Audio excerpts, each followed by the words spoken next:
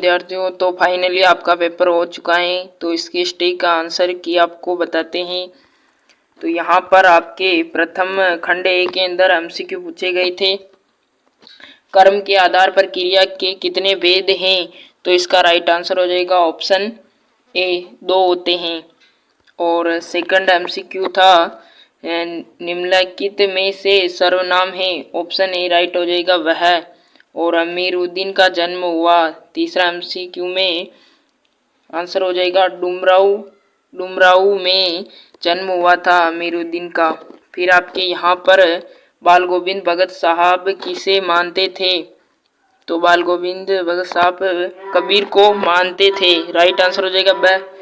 और नेक्स्ट है नेताजी का चश्मा पाठ की विधा है। तो इसका राइट आंसर हो जाएगा ऑप्शन ए, कहानी इसकी विधा है। और 6 है एक कहानी यह भी लिख के लेखक का नाम है। तो ऑप्शन द हो जाएगा मनु भंडारी। राइट आंसर हो जाएगा इसका। अधिकांश हमने जिस पेपर कराए थे उन्हीं में से आए हैं। और अगला है परशुराम आपे से बाहर क्यों गए? इसका राइट आंसर हो जाएगा ऑप्शन द, राजा जनक को देखकर बाहर गए थे। उत्साह कविता में कवि ने संबोधित किया है। तो इसका राइट आंसर हो जाएगा ऑप्शन स, बादल को।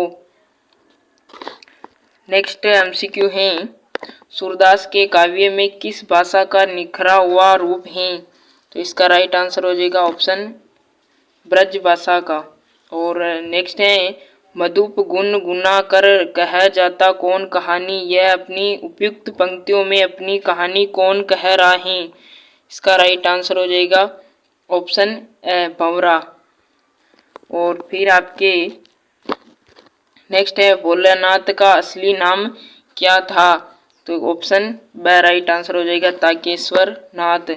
और ऑप्शन 12वां मीन है मैं क्यों लिखता हूँ पाठ के लेखक का नाम है। तो इसका राइट आंसर हो जाएगा ऑप्शन द अज्ञेय।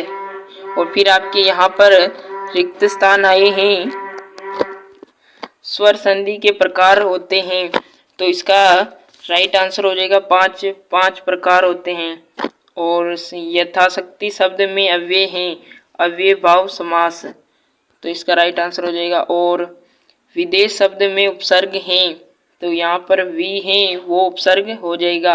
और जो नेक्स्ट है वे विशेषण जो किसी पदार्थ की निश्चित अनिश्चित मात्रा परिणाम नाप या तौल आदि को बोध कराते हैं उन्हें विशेषण कहते हैं। तो यहाँ पर हो जाएगा परिणामवाचक विशेषण। नेक्स्ट है किसी भाव अवस्था गुण अथवा दशा के नाम को संज्ञा कहते हैं। तो यहाँ पर भाववाचक संज्ञा हो जाएगी। और पालनहार शब्द में प्रत्यय हैं। तो यहाँ पर हार जो लास्ट में लगता है वो प्रत्यय कहलाता है। फिर आपके यहाँ पर अपठित गद्यांश पूछे गए, इनमें क्वेश्चन पूछे गए थे, इनके आंसर आपको देने थे। और फिर यहाँ पर गद्यांश आया अपठित गद्यांश। और खंड ब के अंदर प्रश्न जो हमने पेपर के अंदर कराए थे उन्हीं में से अधिकांश प्रश्न आए हैं।